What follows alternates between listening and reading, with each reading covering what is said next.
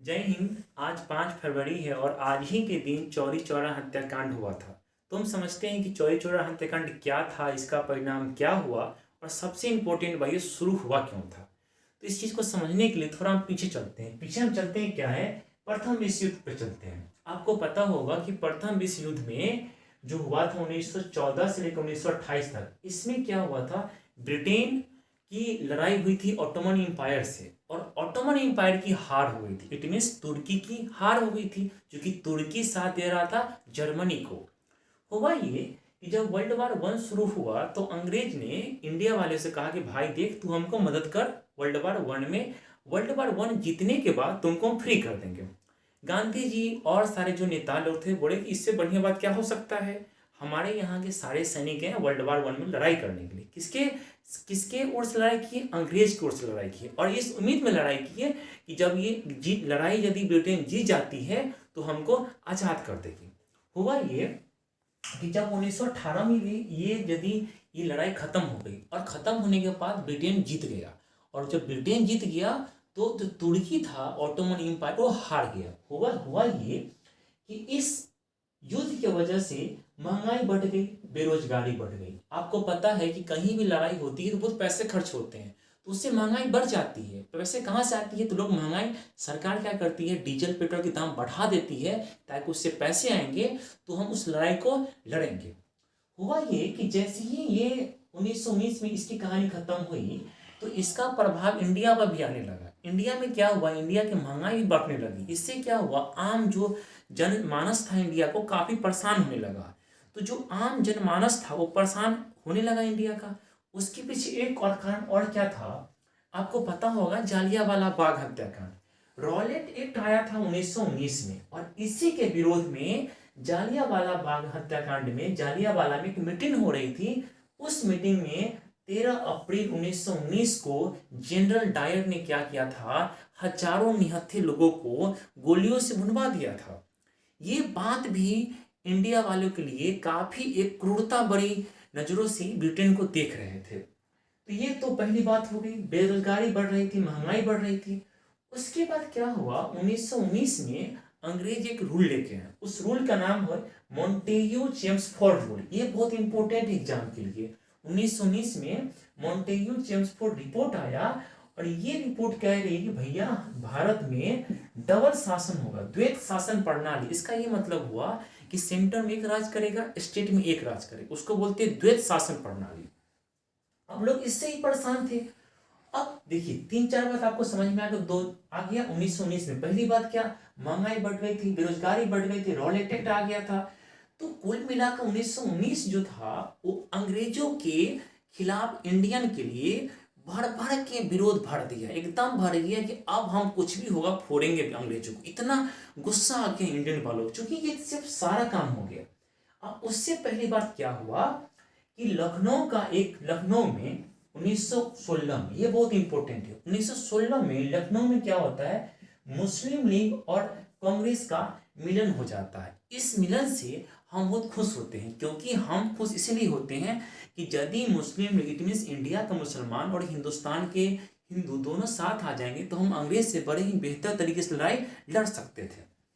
अब यहीं से शुरुआत होती है क्या, खिलाफत आंदोलन। देखिए खिलाफत आंदोलन का शुरुआत यहीं से होता है 1919 के बाद से ही।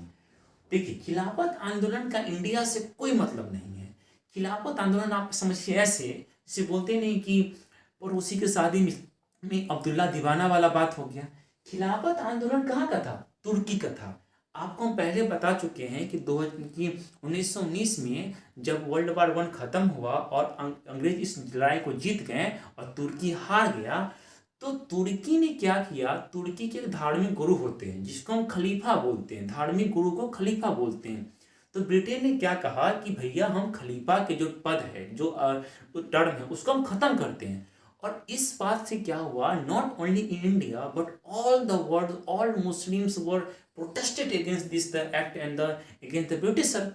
अब ये बात इंडिया में गांधी जी थे, उन्होंने कहा कि भैया इसको फायदा उठाते हैं। क्यों? क्योंकि अभी मुसलमानों के पक्ष में हम यदि बोलेंगे तो हिंदू मुसलमान में एक भाईचारा आएगा, उससे हमारे लड़ाई के लिए भी फायदा होगा। लेकिन आपको एक बात दिमाग में रखना होगा क्या, इसके विरोध में जिन्ना साहब थे, जो कि खुद मुस्लिम थे, उन्होंने कहा कि भैया हम बेगाने शादी में अब्दुल्ला दीवाना नहीं होंगे, ये मैटर इटली का, sorry Ottoman Empire, it mean तुर्की का है, तुर्की समझे, हमारी मुसलमान से कोई मतलब नहीं था। इसके बावजूद भी गांधी जी ने, चूंकि उनको विश्वास था कि हम इससे मुसलमानों का विश्वास जीत लेंगे और अब उनको अपने लड़ाई में यूटिलाइज कर लेंगे, जिससे कि एक पूरा देश का भावना जाएगा। इसका परिणाम हुआ क्या कि हम लोग इंडिया में भी लोग खिलाफत आंदोलन करने लगे, किसके पक्ष में? मुसलमानों के पक्ष में, ताकि हम ये अंग्रेज से ये डिमांड करते थे कि भैया तुम जो तुर्की में कर रहे हो, खलीफा को हटा रहे हो, उसको मत हटाओ। इससे क्या हुआ, गांधी जी मुसलमानों के लिए थोड़ा फेवरेट चेहरा बन के आगे बढ़ते हैं। अब खिलाफत आंदोलन जहां कहीं आएगा ना, वहां आप दो बात याद रखिएगा, मोहम्मद अली और शौकत अली, ये दो ऐसे लीडर थे जो खिलाफत की भर भर के प्रचार किए। ये लोग तो यहाँ तक कह दिए मुसलमानों को कि देख भाई, तुम आर्मी मत जाओ, चूंकि आर्मी में जाना मुसलमान के लिए गुनाह है। और इस बात की लाला की दोनों लोगों को जेल भी जाना पड़ा, मोहम्मद अली और शौकत अली को। अब समझते हैं, इतना बात आपको समझ में आई, खिलाफत आंदोलन शुरू क्यों हुआ, क्या उसका परिणाम रहा। अब समझते हैं, देखिए खिलाफत आंदोलन जब शुरू हुआ तो लोगों को इसमें थोड़ी सी सांप्रदायिकता सोचने लगी, हिंदू और मुसलमान में। लेकिन गांधी जी बड़े इंटेलिजेंट थे। गांधी ने क्या किया, इस आंदोलन को जोड़ दिया असहयोग आंदोलन से। असहयोग का मतलब क्या हुआ कि हमको अंग्रेज को सहयोग नहीं करना है। अब भैया, अब अंग्रेज को असहयोग करना है, इनमें सहयोग नहीं करना, तो कैसे नहीं करेंगे? तो उन्होंने क्या कहा कि देख भाई, सरकारी ड्यूटी जो भी कर रहा है सब बंद कर दो, वकील कोई बैरिस्ट्री की पढ़ाई कर रहा है बंद कर दो, स्टूडेंट स्कूल में नहीं पढ़ेगा, अंग्रेजी सामान नहीं खरीदेंगे। इस सभी तरह से अंग्रेजों को पंगु बना दिया।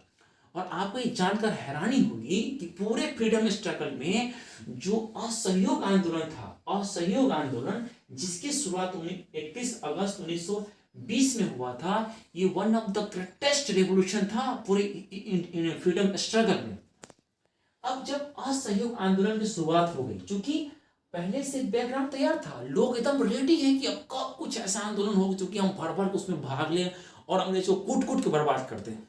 क्योंकि आपको पता है 1919 का रॉलेट एक्ट आया था, पंजाब में जालियांवाला बाग। अब ये जो जालियांवाला बाग था, इसके लिए किस हिंदुस्तानी के मन में गुस्सा नहीं था अंग्रेज के प्रति। अब जैसी असहयोग आंदोलन हुआ, इसकी सफलता अपरंपार सफलता मिली। और गांधी जी ने, यहां तक तो गांधी जी ने एक और बात क्या कह दिया कि भैया यदि ये जो असहयोग आंदोलन कंटिन्यू रहा तो 1 वर्ष के अंदर अंदर में स्वराज हो जाएंगे, इट मीन्स आजाद हो जाएंगे। अब आपको कहा जाए कि भैया तुमको एक जो मेहनत है और 1 घंटे में करनी है, तो जो ना करने वाला आदमी जो होता है वो भी ठोठू से मेहनत करता है, आपको निकाल देंगे। लेकिन इससे क्या हुआ, सुभाष चंद्र बोस, भगत सिंह जैसे बहुत तमाम युवा जो नेता थे, they all are fight against the fit strong will power. सबने एकदम पूरा मन से लड़ाई किया और लड़ाई करते करते इस चीज को हायर लेवल पहुंचा दिया। लेकिन एक सबसे बड़ी सदमा तब लगती है जब 5 फरवरी 1922 को चौरी चौरा में होता क्या है, कुछ ग्रुप लोग होते हैं। अब देखिए, आपको लग रहा होगा क्या ये सब जो घटना हो रहा था अंग्रेज सो रहा था क्या? नहीं, अंग्रेज नहीं सो रहा था। अंग्रेज कहा कि भैया ये जो बुढ़ाऊ है बहुत लंबा चौड़ा को खींच रहा है। इन्होंने क्या किया, प्रेस को बैन कर दिया, बहुत सारे जो संगठन थे उनको व्रत कर दिया कि नहीं ये सब गलत है। क्योंकि गांधी को पता था कि यदि हम हिंसा करेंगे तो अंग्रेज इतना पावरफुल है, चुटकी में मसल देगा हमको। तो गांधी नहीं चाहते थे ये बात करें। अब उसी में क्या होती है, 1922 में आप देखेंगे गांधी ने क्या कहा, 1 साल शुरू कब हुआ, 1920 में। कब? असहयोग की शुरुआत हुआ था। यहाँ कितना हो गया, 1922, 2 साल हो गया। अब आम जो आदमी था उसका दिमाग खराब हो रहा था, वही कुछ परिणाम भी नहीं निकल रहा है, 2 साल निकल भी रहा है। अब चूंकि किसी भी आंदोलन को बिना स्कूल कितना दिन सस्टेन कीजिएगा, कुछ फायदा तो होगा। कि जो ग्रामीण उद्योग था वो पूरा विकास किया, खादी विकास किया, अपना स्कूल खोला गया, मतलब स्वदेशी का ग्रुप आ गया। लेकिन कब तक करेंगे लड़ाई भाई? अब उसी से पहले गांधी भी फ्रस्ट्रेट हो चुके थे, क्योंकि उनको पता था अब कब तक करेंगे। लोग के अंदर में एकदम असंतुष्टि की भावना आ गई थी कि अब क्या होगा। उसी के बीच में क्या होता है, एक सबसे टर्निंग पॉइंट आता है पूरे इंडियन के फ्रीडम स्ट्रगल में। 5 मार्च 1922 को चौरी चौरा कांड हत्या होती है, जिसमें जो लोग विरोध कर रहे होते हैं पुलिस उनको रोकती है कि आप शराबबंदी का विरोध मत कीजिए। उसके लिए कुछ पुलिस फायर करती है, उसके परिणाम स्वरूप क्या करता है, ये लोग की झुंड होती है, थाने में घुसकर 22 लोग को जिंदा जला देते हैं। अब ये बात खबर पहुंचती है महात्मा गांधी को, उनका दिमाग खराब, बोलते हैं कि सब कुछ वापस लो। और उसी से गांधी जी उसमें तो गुजरात में होते हैं, उस समय कांग्रेस की एक बैठक बुलाती है और उसमें ये प्रस्ताव को वापस ले लेती है। इस चीज से सबसे ज्यादा जो बुरा लगा वो पंडित नेहरू को लगा। लोग पंडित नेहरू खूब गलियाते रहते हैं, अरे ऐसा बात नहीं है भाई, पंडित नेहरू का बड़ा योगदान है फ्रीडम स्ट्रगल में। और सुभाष चंद्र बोस, सबसे खराब लगा भगत सिंह, उनका दिमाग खराब हो गया, वो बोले अब क्या हो गया। और गांधी ये सुभाष बाबू ने तो यहाँ तक कह दिया कि ये बहुत विपत्ति का कंडीशन है कि जब असहयोगवाद अपने पीक पे था, अंग्रेज एकदम पूरा मतलब क्या उसको बोलते हैं ना गांव विद्यार्थी भाषा में, उकछ जाना, एकदम उकछ चुका था अंग्रेज, क्योंकि उसका इतना लॉस हुआ, इतना लॉस हुआ, इतना लॉस हो रहा था, इसका कोई हिसाब नहीं है। इस बात को सुभाष चंद्र बोस ने कहा ये बहुत गलत हुआ, ये बहुत गलत हुआ। गांधी ने फिर क्या, गांधी ने कहा कि हम उसको, गांधी जी को किडनैप कर लिया गया, इट मीन्स उसको पकड़ कर जेल में बंद कर दिया गया। गांधी जी का स्टेटमेंट ये आया कि अहिंसा, यदि मेरी मृत्यु हो जाती है उस पर, उसके बाद भी हम अहिंसा का साथ, मतलब कि अहिंसा का साथ नहीं छोड़ेंगे, अहिंसा को ही पकड़े रहेंगे, हिंसा नहीं करेंगे। कुछ बातें हैं जो लुसेंट की आपको पता होना चाहिए। पहली बात ये है कि प्रिंस ऑफ वेल्स इंडिया में कब आए, 17 नवंबर 1921 को आए। आपको पता है इसमें ड्यूरिंग कौन चला था, असहयोग आंदोलन। अब भाई साहब इनका जो इंडिया वाले थोड़ थोड़ के वेलकम किया, एकदम बढ़िया तरह से वेलकम किया, मतलब क्या कि इसको, मतलब कि आलू प्याज टमाटर सब फेंक फेंक कर बढ़िया से इनको प्रिंस ऑफ वेल्स को, और इनको बहुत बड़ा मतलब अपमान का सामना करना पड़ा, विरोध का सामना करना पड़ा। अब एक है हंटर कमीशन। देखिए हंटर कमीशन क्या हुआ, जालियांवाला बाग जो हत्याकांड हुआ 13 अप्रैल 1919 को, इसी के जांच करने के लिए हंटर कमीशन बना। लेकिन उनको पता है कमीशन कौन था, ब्रिटेन था। अब अपन कहीं कोई खट्टा कहता नहीं है, ब्रिटेन हंटर कमीशन का नहीं कोई बात नहीं है, जनरल डॉट साहब ने बिल्कुल सही काम किया, कोई दिक्कत की बात नहीं है। अब इससे तो और दिमाग खराब हो गया लोगों को, इससे और लोगों को दिमाग खराब हो गया, अरे भाई जनरल तो हत्या आदमी को इतना मैसकियर मार दिए, अब कह रहे हो आम बात है, इनका ही विरोध था। उसके बाद कुछ और बात है, हाँ एक बात जो बहुत इंपॉर्टेंट ये है कि कांग्रेस की नागपुर अधिवेशन होती है दिसंबर 1920 में, ये एग्जाम में भर भर कर पूछता है, इसका अपना भी इंपॉर्टेंस है। कांग्रेस की नागपुर अधिवेशन होती है 1920 में, और इस में होता क्या है, इस 1920 वाला अधिवेशन में याद कीजिए, कांग्रेस का नागपुर अधिवेशन 1920 में, इसमें क्या होता है कि कांग्रेस में एक बदलाव आता है। पहले कांग्रेस क्या करता था, प्रणाम करता था, सर प्रणाम, हमको ये चेंज कर दीजिए, वो चेंज कर दीजिए, पर इसमें कहा प्रणाम ना करेंगे जी, अब हम क्या करें, संघर्ष करेंगे, तुमसे बोलेंगे ये तुम अब जाओ यहां से, हम अब कंप्लीट इंडिपेंडेंस चाहिए। और दूसरी बात क्या हुआ, उसमें ही कांग्रेस वर्किंग कमेटी का गठन हुआ। कांग्रेस वर्किंग कमेटी का मतलब अभी भी होता है, अभी भी अब देखेंगे सोनिया गांधी की चुनाव होती है कांग्रेस में, तो उनका एक वर्किंग कमेटी होता है, 15 मेंबर होते, वो चुनती हैं। अब यही कार्यकारिणी बैठक हुआ वर्किंग कमेटी का, चूंकि मान लीजिए कि अधिवेशन तो 1 साल पे होती है ना, अब बीच में कुछ काम आ गया, जैसे पार्लियामेंट में होता है, बीच में कुछ काम आ गया तो अध्यादेश जारी कर देती है सरकार और नियम बना देती है, क्योंकि उसमें पार्लियामेंट काम नहीं कर रहा होता है। उसीलिए कार्यकारिणी बैठक बुलाई गई और उसकी शुरुआत भी नागपुर अधिवेशन से हुआ। 1920 में कांग्रेस का नागपुर अधिवेशन हुआ, ये बात बहुत इंपॉर्टेंट है। तो आज के लिए इतना ही रखते हैं, फिर हम अगले वीडियो में बात करेंगे इससे आगे। आपको अच्छा लगे इसको लाइक कमेंट और शेयर जरूर कीजिएगा। Thank you so much.